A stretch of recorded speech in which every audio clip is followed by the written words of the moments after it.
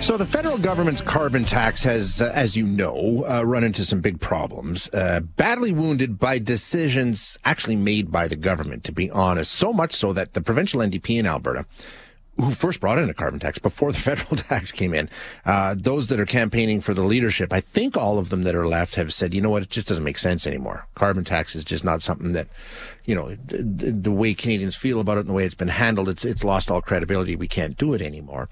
Pierre Poilievre has promised to axe the tax, of course. You know, that's been his slogan for a while. Sounds great. There are some issues with that as well, because there's a bunch of countries around the world that have said if you don't have a carbon tax, you're going to have to pay pretty big tariffs to actually trade with us. So that's something, it's a problem that'll have to be solved down the road. In the meantime, if we do continue with the carbon tax, some of the issues right from the very start, one of the questions you've heard a million times is, listen, how does taxing me, then giving me the money back, as the government has promised to do, how does that do anything to help us fight climate change in the first place, right? Now, the theory is, and we've talked about this before, is it makes us think, right?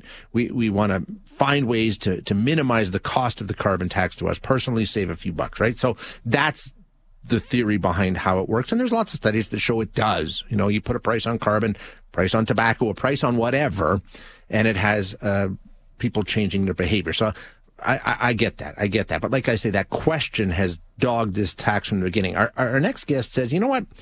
Maybe there's a better way. And it answers that question too. And it's an interesting idea. Like I say, I don't know what the future of a carbon tax in Canada is, but maybe this is worth looking at. Blair Feltmate is the head of Intact Centre on Climate Adaptation at the University of Waterloo. And that's what we're going to be talking about, is adaptation. Blair, thank you for being here. I appreciate your time.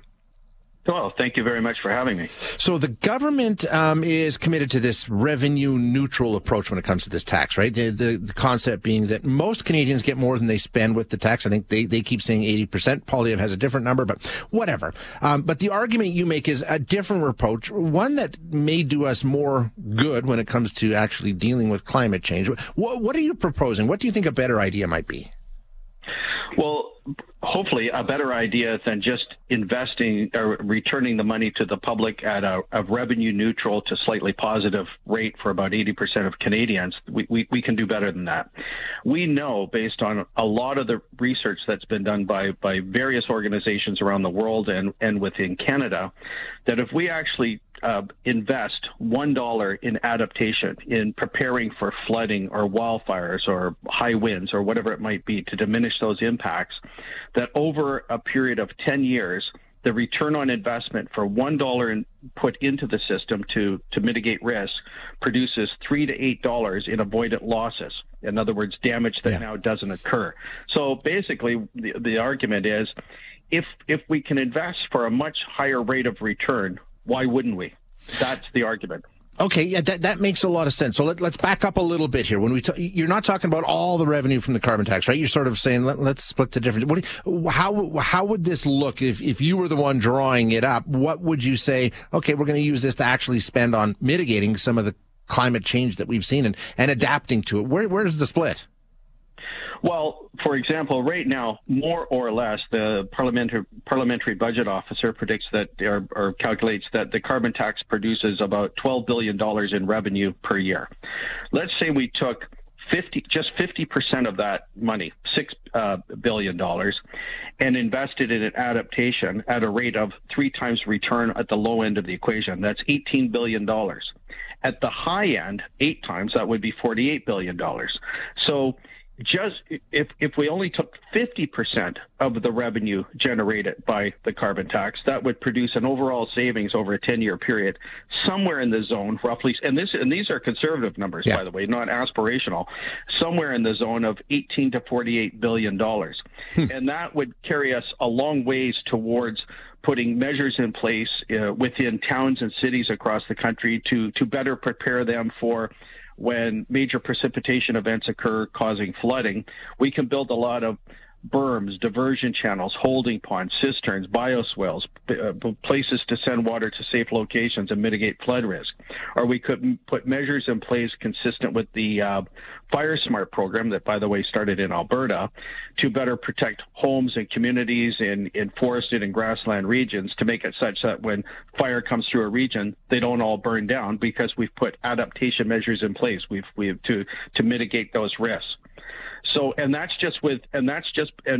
we would have plenty of money to mobilize at a level that is being advocated by organizations like the Insurance Bureau of Canada and others. Right now, they're recommending that Canada invest $5 billion per year in adaptation over the next 5 years in support of Canada's newly launched National Adaptation Strategy. Well, the question is, but where does the money come from? Yeah. Well, that money would come from just 50% of the carbon tax, and that would leave a lot of money to spare. And at the end of the day, so we're not getting the carbon rebates or as much carbon rebate, but it's costing us so much money. I mean, you only need to look. The Insurance Bureau of Canada comes out with numbers every year talking about how much money we're spending precisely on this sort of thing. You can't get insurance for flooding in a bunch of different places in the country, so it makes sense in a lot of ways to come up with ways to loosen or lessen what we're paying on that side of the equation, right? Because it's costing all of us. And by the way, the costs aren't just going up. The costs of flooding and wildfire in the country, those are the two most expensive perils, flooding being the number one. The costs aren't just going up. They're going up curvilinearly. Like there's an upward bend in the curve.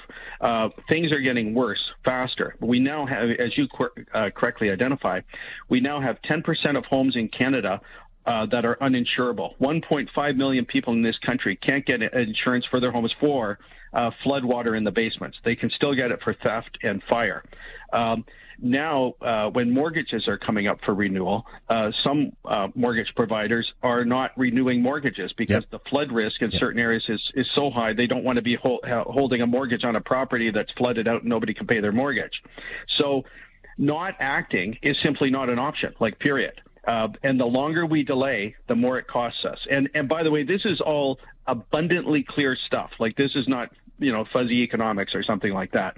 And so we need to invest in adaptation, and we need to invest in adaptation very, very rapidly. Most of the discussion in the country when it comes to climate change is still on mitigating greenhouse gas emissions. And I'm not saying I'm against that. However, it's 90% of the discussion is on mitigating greenhouse gas emissions and maybe 10% on adaptation. That is way out of sync. Quite frankly, in my opinion, it should be the other way around. And because climate change is here to stay, period. It is irreversible. We cannot stop climate change. We can slow it down, but we need to prepare, and we need to prepare rapidly. And we've got the money to do it, and we've got the knowledge. We actually know what to do. We have the standards, the best practices to mitigate the risks, but we're not mobilizing the solutions nearly quickly enough. Yeah, it all makes really good sense. Blair, thanks so much for your time. I appreciate you being with us today. Oh, thank you very much for having me.